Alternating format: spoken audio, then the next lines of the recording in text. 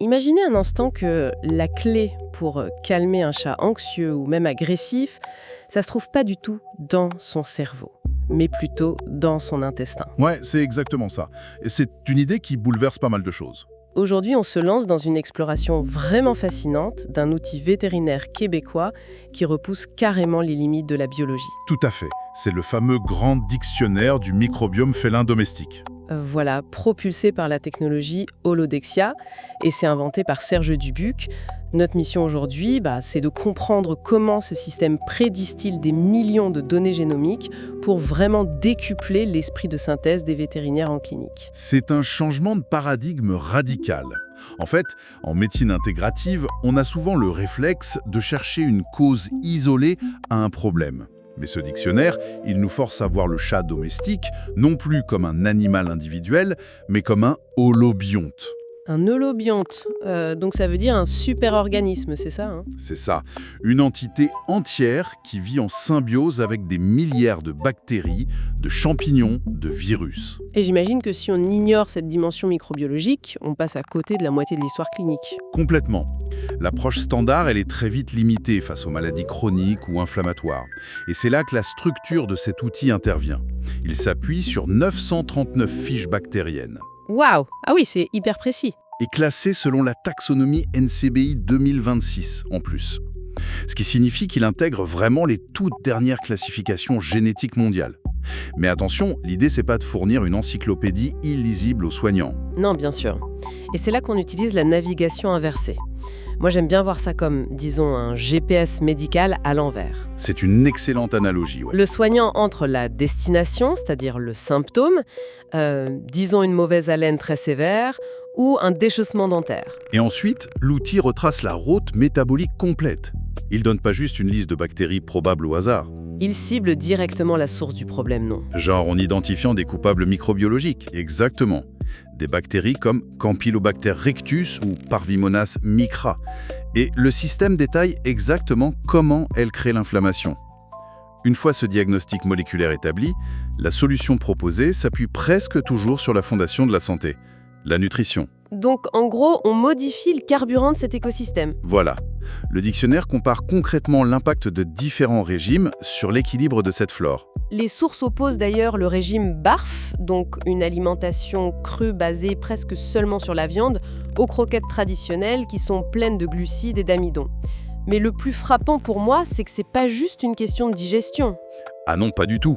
Et c'est là que l'index nommé axe intestin-cerveau est incroyable. Il montre comment ces bactéries, quand elles sont nourries par un régime bien spécifique, agissent directement sur le système nerveux. Attendez, elles synthétisent des neurotransmetteurs, c'est ça? Des trucs comme le GABA ou la sérotonine. Tout à fait. Et ces molécules, elles voyagent ensuite via des canaux de communication comme le nerf vague, jusqu'au cerveau du félin. Ça module directement son anxiété ou ses comportements compulsifs. C'est ce qu'on appelle l'approche psychobiotique. Utiliser la gamelle du chat comme un vrai levier d'ingénierie psychologique et physique, je suis vraiment bluffée par tout ça. C'est fascinant, ouais. Mais du coup, si l'intestin peut reprogrammer le cerveau, jusqu'où on peut aller ? Parce que le dictionnaire aborde des concepts qui frôlent un peu la science-fiction. J'ai vu passer l'index d'électromicrobiologie ou celui des bactériophages. Ah oui, des sujets très pointus. J'ai vraiment besoin de comprendre le mécanisme. Comment des bactéries peuvent régénérer des tissus par des microcourants. Eh bien, il faut savoir que certaines souches bactériennes ont la capacité d'échanger des électrons avec leur environnement physique. En cartographiant ces microcourants électriques naturels, l'outil montre comment ces décharges microscopiques stimulent la réparation cellulaire. D'accord. Directement dans les tissus endommagés ? C'est ça. Et quant aux bactériophages, ce sont des virus qui sont extrêmement spécifiques.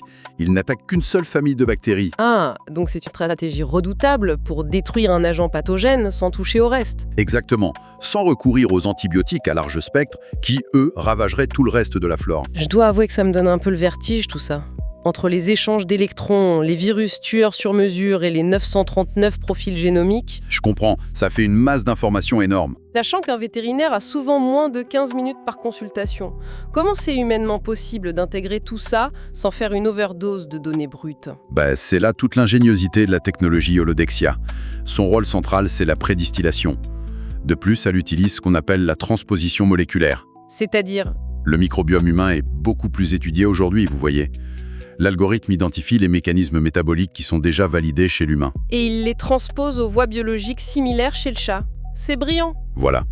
L'outil fait tout le tri en arrière-plan. Le praticien, lui, ne reçoit qu'une synthèse ultra ciblée. Prête pour la décision clinique immédiate. Ce qui ressort de tout ça, c'est que cette invention québécoise prend une masse d'informations biologiques insaisissables pour la traduire en levier d'action très concret.